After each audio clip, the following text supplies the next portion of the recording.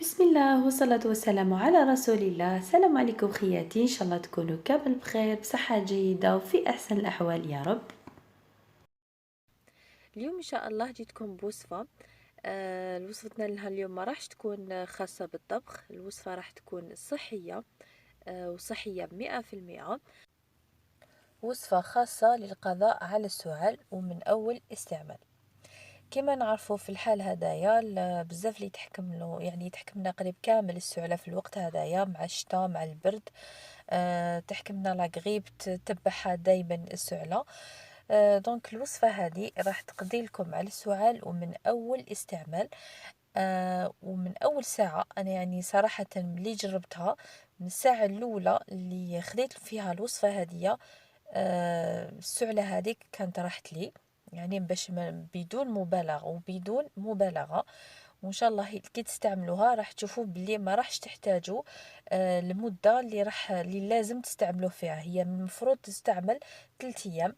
انا صراحه من اول استعمال ما زدتش عاود استعملتها، يعني من المره الاولى ما زدتش عاودت، ما كملتش 3 ايام هذوك اللي المفروض نكملهم. الوصفة هذه تتكون من مكونين أساسيين متواجدين في كل بيت أو بالأحرى في كل مطبخ. الوصفة هذه وش راح نحتاج فيها؟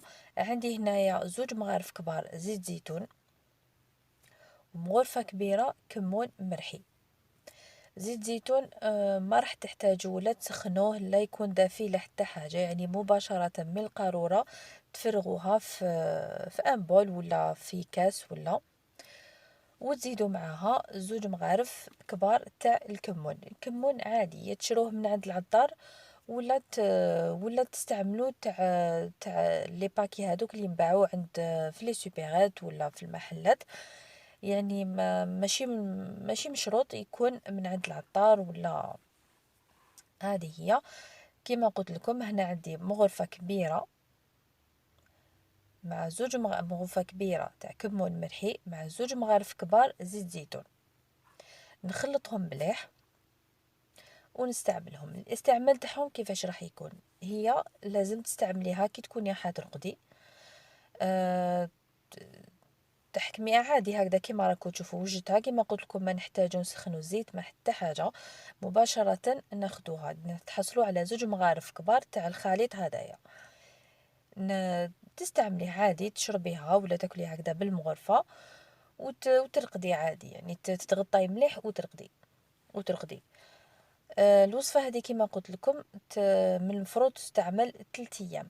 3 أيام كل مرة توجدي الخلطة هذه وتوجديها وتشربيها قبل ما ترقدي. راح تحسي بواحد الحرارة يعني تحسي شغل كيما نقولوا حنا جاك شغل شدة هكذايا. هذيك الحرارة هذيك هي اللي راح في الحرارة في الصدر تاعك. هذيك الحرارة هي اللي راح تنحي يعني المفعول تاع الكمون. الكمون ولا الوصفة هذه، يعني الكمون معروف عنده بزاف فوائد خاصة بالسعال وبتنقية الصدر. ويعني يعني معروف في نزلات البرد، يعني يستعمل بالبزاف. وصح صراحة من أول استعمال ما عاودش استعملتها. وصفة مضمونة 100% ولا نقول لك 1,000,000%. يعني أنا من النوع نتاع الناس اللي كي تجيني كي تحكمني السعلة، نقول لكم يعني نسوفري بها بالطبيب وما نجي نبرح حتى يعني نسوفري بها. لكن صدقوني والله والله والله بالوصفة هذه كيما قلت لكم من اول استعمال راحت لي السعلة وما زدت قاع دارت بيا. يعني ان شاء الله نكون فتكم بالوصفة هذه. يعني ملاحظة برك الوصفة هذه يقدروا يعني ماشي مشروط يعني يستعملوها غير الكبار برك، لا حتى الصغار يقدروا يستعملوها. ما راحش تأثر فيهم، يعني ما راحش تضرهم. بالعكس انا يعني حتى عندي بنت اختي تاني مدينا لا يعني استعملت الوصفة هذه وصغيرة كان عندها 4 سنين ذاك الوقت. عادي يعني ما راحش تأثر. هذه هي وصفتنا نهار اليوم، ان شاء الله تعجبكم الوصفه، ان شاء الله ما تبخلونيش بالاعجاب بالفيديو الى عجبتكم الوصفه تاع اليوم.